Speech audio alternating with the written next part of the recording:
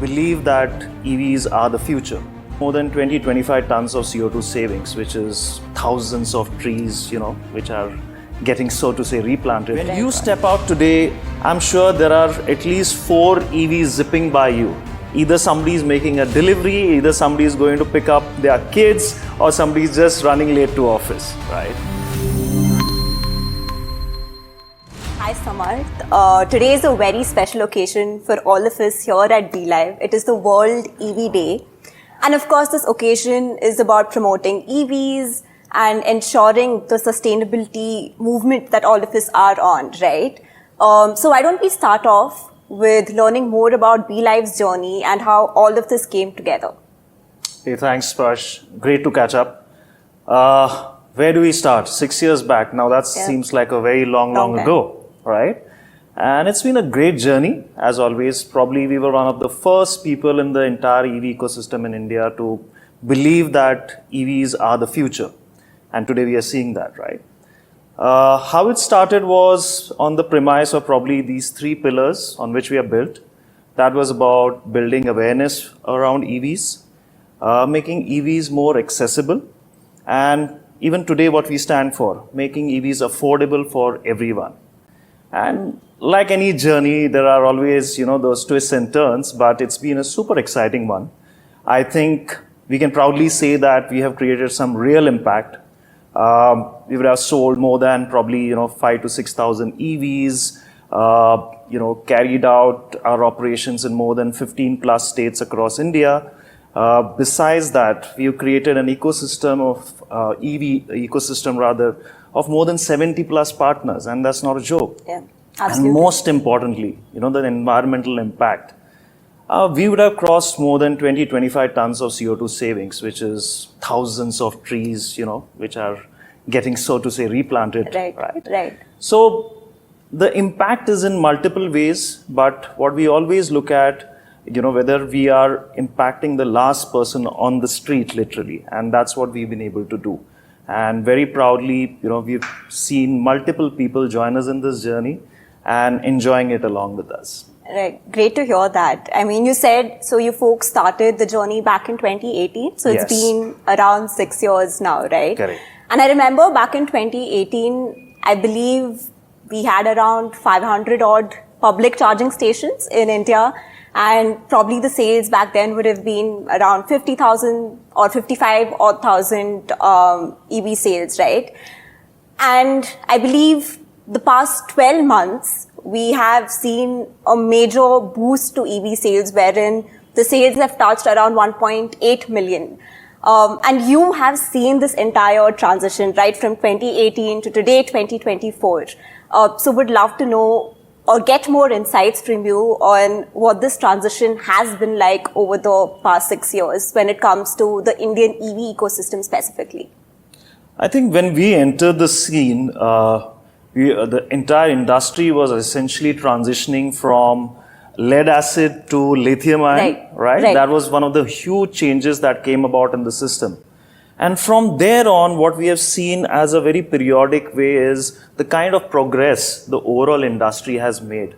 And very importantly, this is one of the few industries which have seen a plethora of startups, right? People who are innovators coming and creating an impact on day one.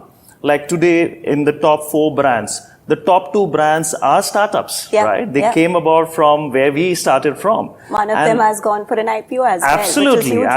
I mean, that's so encouraging for the overall EV industry as well as for the startup ecosystem. Right.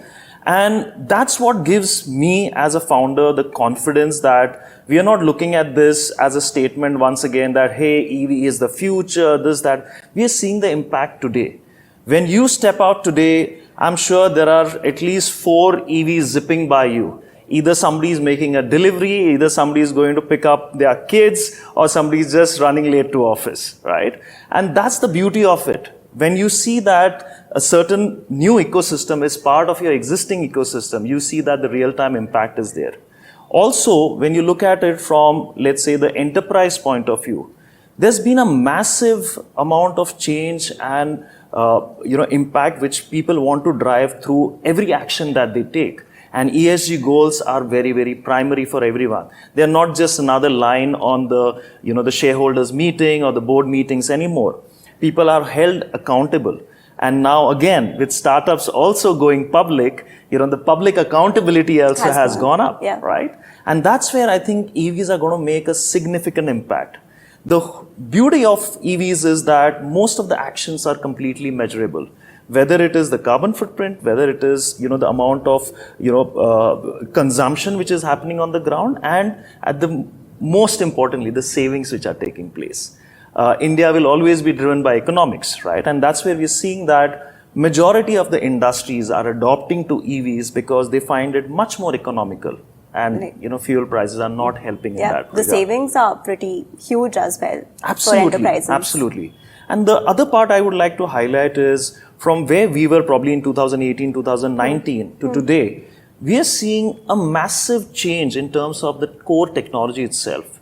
The way the battery cells are constituted, the way, people are already thinking about battery recycling, how battery swapping has come, significantly in the ecosystem, how we are seeing everybody right from those three-wheelers in Delhi transforming into, electric vehicles. And last and most importantly, the impact that the public policy has had at the central level and at the state level, we are seeing significant amount of impact coming through because governments are also very seriously thinking about this, right? Smart cities have EVs as a very integral part of them, right? So all these factors, when you put them together in a cauldron and put them to a boil, we see what's happening today, and where EVs are just a norm and not just another beautiful topic for, public debates. Right. Government definitely has played a huge role in terms of ensuring EV penetration in India, right? It's very interesting that you touched upon how enterprises are slowly adopting EVs as part of their business operations, right? So we have heard about companies like Zomato, Amazon, declare that they want to electrify their fleet, go for 100% electrification by 2030, right? So this is a huge demand that we are seeing in the market right now. And interestingly, we have also seen a trend wherein a lot of EV companies are slowly focusing on the B2B segment as well, right? Transitioning from B2C. So obviously there is this huge demand that has been created, but I would say the supply hasn't really kept pace with that. So how exactly do you see BLive addressing this gap that has been created, the demand-supply gap?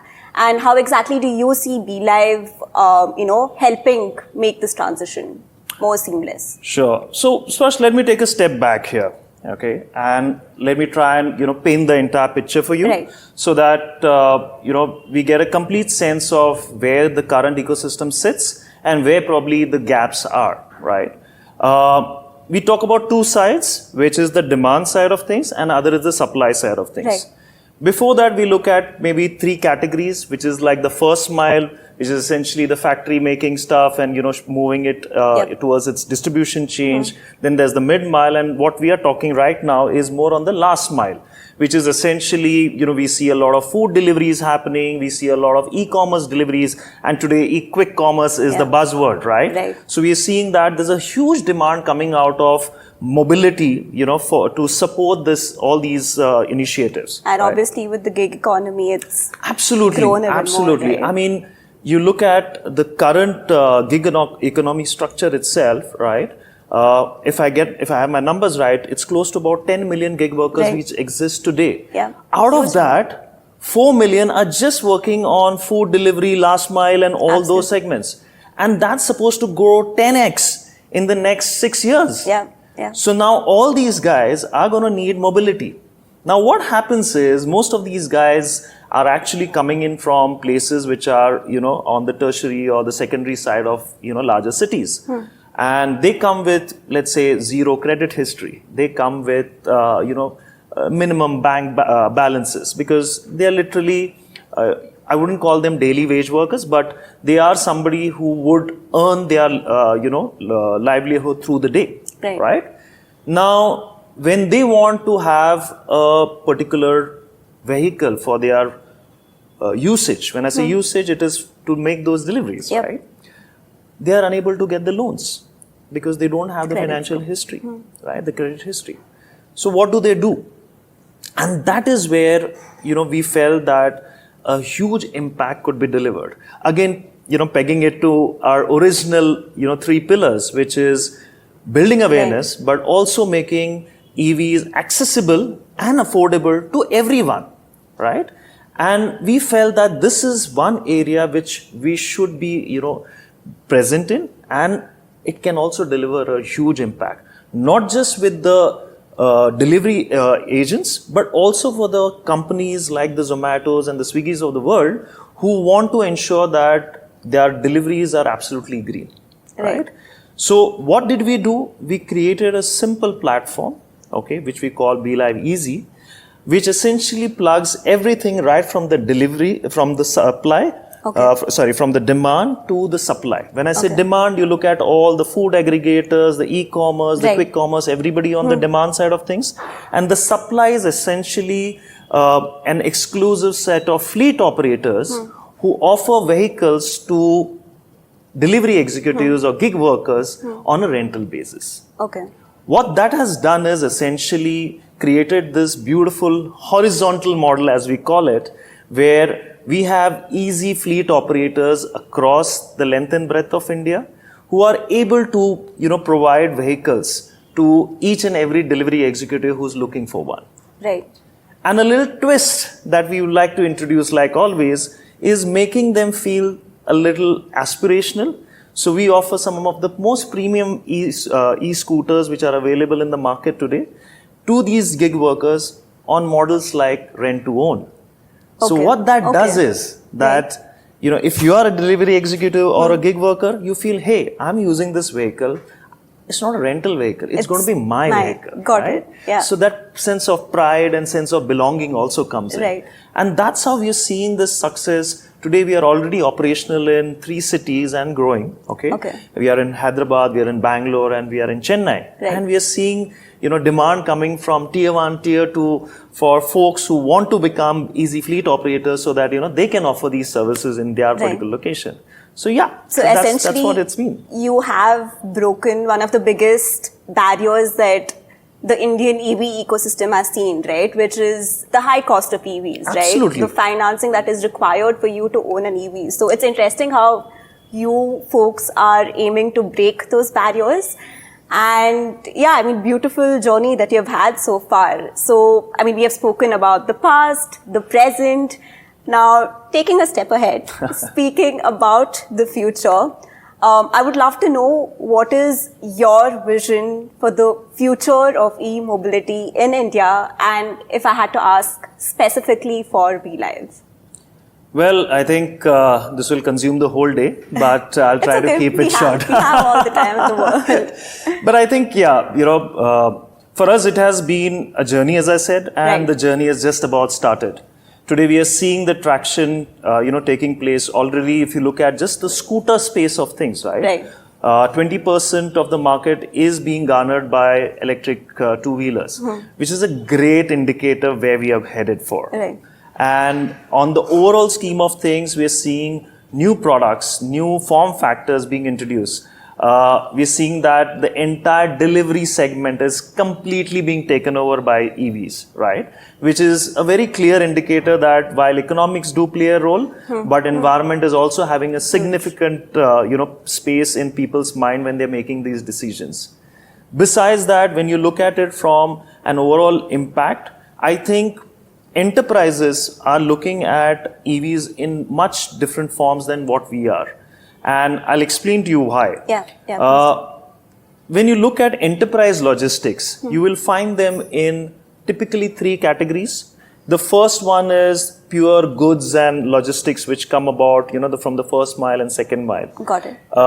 If you looked at the EV ecosystem about 3 years back, you did not have enough form factors to service that. Right. And today we are seeing trucks being charged, we are seeing buses being charged, right?